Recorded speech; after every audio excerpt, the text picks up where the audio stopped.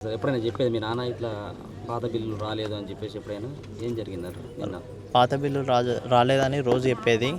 ఇప్పుడు కొత్త కొత్త ప్రభుత్వం వచ్చిందో బిల్లులు గ్రామ పంచాయతీ అకౌంట్లో వేసిందో అప్పటి నుంచి మా డాడీ గ్రామ పంచాయతీ సిబ్బందిని అడగడం జరిగింది. వాళ్ళు డాడీ అడుగుతుంటే వాళ్ళు ఇగ్నోర్ చేసి అది మళ్ళీ కలెక్టరేట్ కాడికి అక్కడికి లెటర్ పంపిండు, ఎంపీడీఓ పంపిండు, ఎంఆర్ఓ పంపిండు, డిఆర్ పంపిండు. అక్కడ కలెక్టరేట్ నుంచి వెళ్ళి మళ్ళీ ఇక్కడికి ఎంపీఓ సార్ వచ్చి ఎంక్వైరీ చేసిండు. ఎంక్వైరీ అయితే ఇప్పుడున్న పాలకవర్గం సిబ్బందిలా ఇక వార్డు మెంబర్లు అందరూ అల్లకెళ్ళి వెళ్ళిపోయారు. సార్ ఉండగానే వెళ్ళిపోయారు. వాళ్ళు వెళ్ళిపోయారని వీళ్ళతో ఇక వీళ్ళు ఇయ్యరు అది అని డాడీ తెల్లారిపోయి హైకోర్టులో కేసు వేసిండు. హైకోర్టులో కేసు వేసినాక వాళ్ళ కార్యదర్శి అన్నట్టు అయినా పిలిపించి మాట్లాడిండు. ఫస్ట్ ఏమో 95,000 ఏమో పని అయిన అకౌంట్కి ఫ్రీజ్ అయిన అకౌంట్కి డాడీ అకౌంట్కి కొట్టారు. తర్వాత మళ్ళీ వేయండు, వాయిదా తీసుకొని మళ్ళీ వేయండు. ఆ వాయిదా వేయినప్పుడు ట్రాన్స్ఫర్ అయితే లేవు, సీజ్ అయినాయి, ఇష్యూ ఉన్నది, టెక్నికల్ ఇష్యూ ఉన్నది అని చెప్పారంట.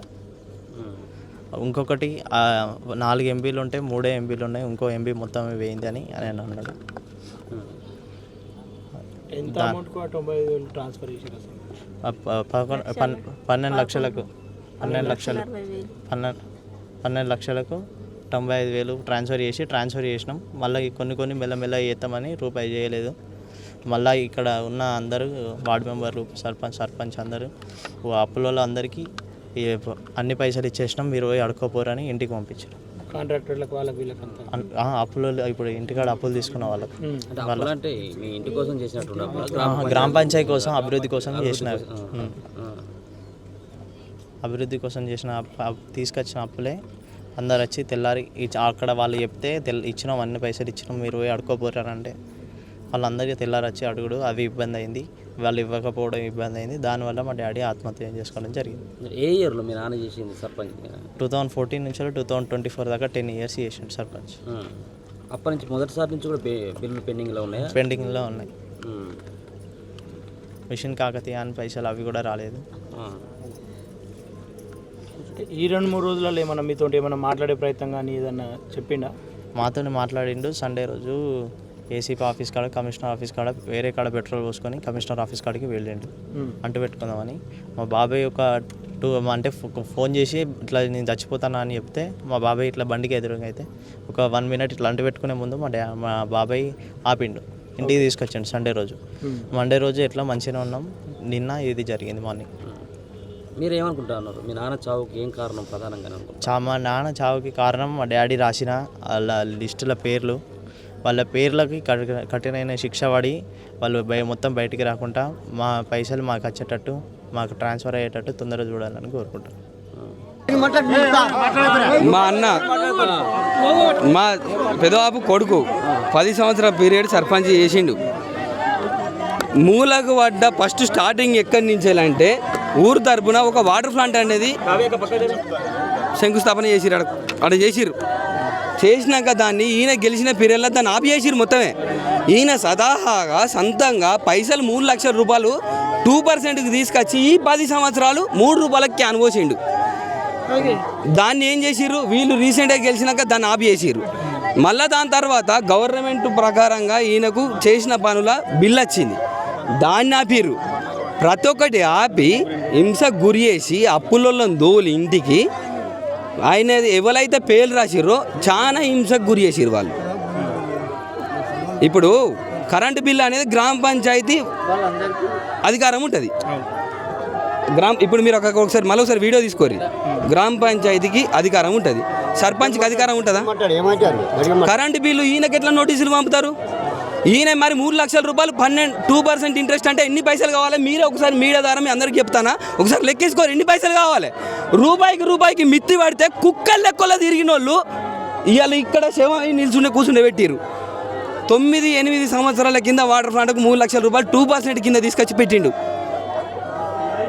అప్పులు తీసుకొచ్చి గ్రామ పంచాయతీ నిధులు రాకుండా చేసిర్రు, బిల్లులు ఆపిర్రు, ఇవ్వాపిర్రు, గ్రామ పంచాయతీ నుంచి వచ్చిన నిధులు ఆపిర్రు, వాటర్ ప్లాంట్ పైసలు చూద్దా ఆపిర్రు.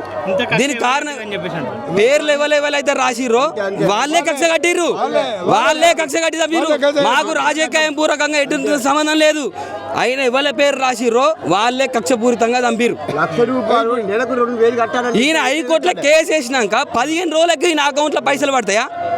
ముందుగాల అయిపోయినావు, నీ సర్వర్ డౌన్ ఉన్నది కదా, ముందుగాల అయిపోయినావు. హరిబాబు నేను అడుగుతానా, హరిబాబుకు శిక్ష పడాలి.